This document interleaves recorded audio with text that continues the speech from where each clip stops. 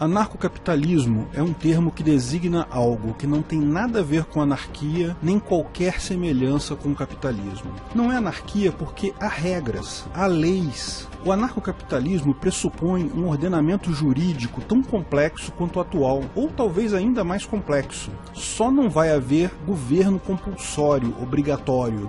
Não há monopólio do ordenamento jurídico. Não há jurisdição una. Você é livre para escolher o ordenamento jurídico que queira se submeter. Seria algo como se houvessem vários governos no Brasil e você escolher o mais eficiente para pagar os seus impostos e obedecer àquela lei. Há uma base ética mínima proposta, derivada do direito de propriedade e liberdade, que é o PNA, mas as leis são acrescentadas além dessa base ética. A menos que você entenda a anarquia justamente como a ausência de um governo coercitivo, obrigatório, como ninguém poder iniciar violência para obrigar os outros a fazer algo, porque, nesse caso, anarcocapitalismo é anarquia sim. Mas não é capitalismo, no sentido mais usual da palavra, a acumulação de capital por estruturas de poder. Sem um governo monopolista, empresas amigas do governo somem também. O capitalismo de compadrio não é possível se um governo precisa ser eficiente para competir com outros governos no mercado. Sem regulamentação obrigatória e sem barreiras de entrada, todos os truques sujos de grandes empresas para manter monopólios e oligopólios caem por terra. Bom, a menos que você entenda capitalismo como livre mercado e propriedade privada. Nesse caso, é capitalismo sim, porque livre mercado e propriedade privada são a base do anarcocapitalismo.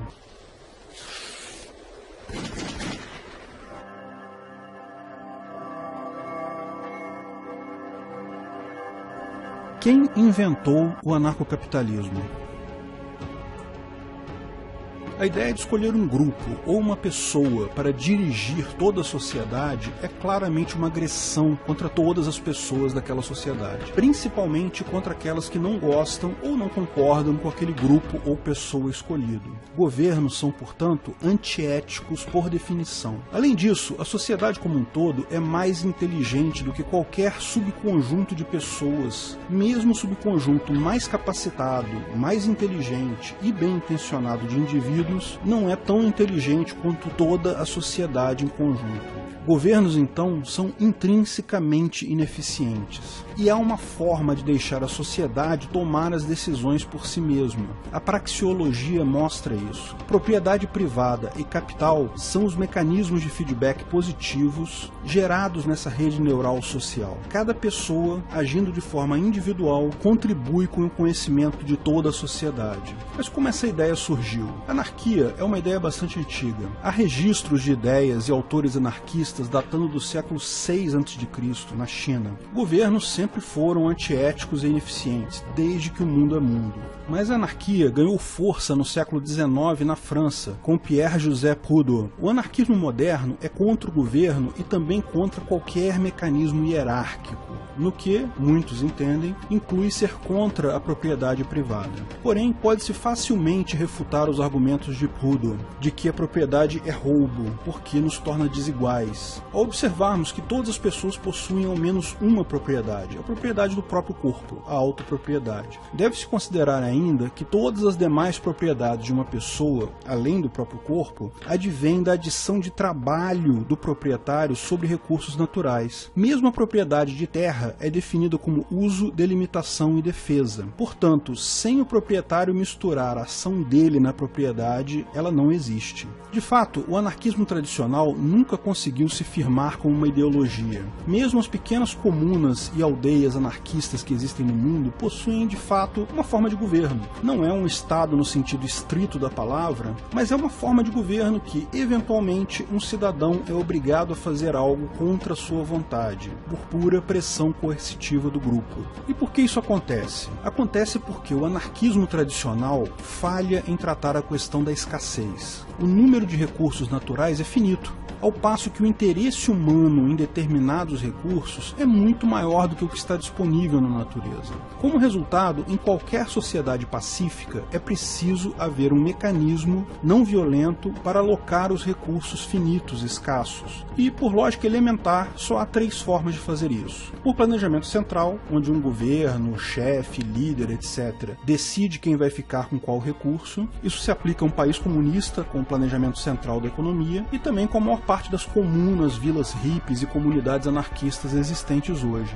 Sim, e dizer que uma assembleia de pessoas que decide não muda o fato de ser um governo. É uma entidade que decide no final, a assembleia. A outra forma de resolver a questão da escassez é pela propriedade privada, em que a primeira pessoa que passou a usar um recurso, misturando seu trabalho a ele, delimitando e defendendo, se torna seu legítimo proprietário, em desfavor de todas as demais pessoas do mundo. Evidentemente, a propriedade privada pode também ser adquirida em comum acordo entre as pessoas, em que o atual legítimo proprietário cede a propriedade para outra pessoa em troca de uma compensação qualquer. Finalmente, o problema da escassez pode ser resolvido por um terceiro caminho, que é um misto de ambos os sistemas, parte pelo governo e parte pela propriedade privada. Essa é a solução mais comum hoje. Governos no mundo todo usam essa alternativa. Por essa falha em resolver a questão da escassez, o anarquismo ficou confinado basicamente a um fator cultural. Expressa muito mais a revolta interna das pessoas contra as injustiças da vida do que realmente propõe algo factível como solução. De fato, a solução desse dilema começou a ser desenhada ainda no século XIX, com um economista austríaco chamado Karl Menger. Menger foi o primeiro a refutar o valor trabalho, que era a definição usual na época, foi definida por Adam Smith, David Ricardo e também utilizada por Karl Marx em O Capital. O valor trabalho dizia que o valor de um produto é ditado pelo valor dos insumos e o trabalho usados para produzir aquele produto. Segundo Menger, o valor de um produto é definido exclusivamente pela utilidade marginal subjetiva que ele tem para quem o compra. Não interessa quanto trabalho foi empregado para produzir tal produto. Hoje em dia, não há qualquer questionamento sobre esse tema. É óbvio que o valor do produto é definido pelo valor subjetivo dado pelo comprador. E o valor trabalho é considerado simplesmente um erro. O fato do valor trabalho ter caído por terra destrói todas as demais teorias do Marx. A mais-valia é totalmente baseada no valor trabalho. De fato, todas as ideias de O Capital viraram uma grande pilha de papel sem utilidade. Pensando melhor, uma grande pilha de papel que pode ser usada por venezuelanos, cubanos e outras vítimas dos erros das ideias de Marx, num lugar de papel higiênico. E não adianta dizer que Marx usou o termo utilidade também, ele acreditava que o valor era trabalho e utilidade. Primeiro porque, se eram as duas coisas, a mais-valia não faz sentido algum. A mais-valia só faria potencialmente algum sentido se a conta for feita exclusivamente com valor trabalho. E segundo, porque o valor ser definido por trabalho mais utilidade também foi refutado por Menger. Menger mostrou que o valor é só utilidade, não tem nenhuma relação com o trabalho. Mas a verdadeira revolução veio com outro economista austríaco, Ludwig von Mises, em seu trabalho sobre a ação humana, em que ele lançou as bases da praxeologia, que é o estudo dedutivo da ação humana. Como os principais economistas que seguem essa linha de pensamento tinham a origem austríaca, tal escola de pensamento ficou conhecida como Escola Austríaca. É importante notar que não tem nada a ver com o governo austríaco, nem com a Áustria em particular. É apenas uma designação convencional da origem devido aos principais economistas fundadores dessa escola. A praxeologia inclui um conjunto de métodos, axiomas e regras que permite derivar todas as leis econômicas observadas na prática. De fato, a praxeologia foi capaz de fazer previsões certeiras das consequências maléficas da intervenção estatal na economia. Além disso, no seu livro sobre cálculo econômico, Mises demonstrou a impossibilidade completa do regime socialista, pela simples incapacidade de se calcular o valor dos produtos. Mises é o grande expoente da escola austríaca. Todas as grandes ideias que levaram ao anarcocapitalismo foram traçadas por ele. Porém, Mises não era anarcocapitalista, pelo simples fato de que tal termo não havia sido inventado ainda. Ele defendia arduamente as liberdades sociais e econômicas e previu corretamente que o governo é incapaz de diminuir a desigualdade social ou de melhorar as condições de vida dos pobres. Friedrich Hayek, outro economista austríaco, foi o primeiro prêmio Nobel da escola austríaca, quando ele mostrou que o conhecimento está disperso na sociedade e um grupo de pessoas é incapaz de deter o conhecimento necessário para planejar a economia e a sociedade como um todo. Mas foi Murray Rothbard, um economista americano de nascimento, com ascendência russa, mas discípulo da escola austríaca de economia, que finalmente ligou os pontos e criou o anarcocapitalismo.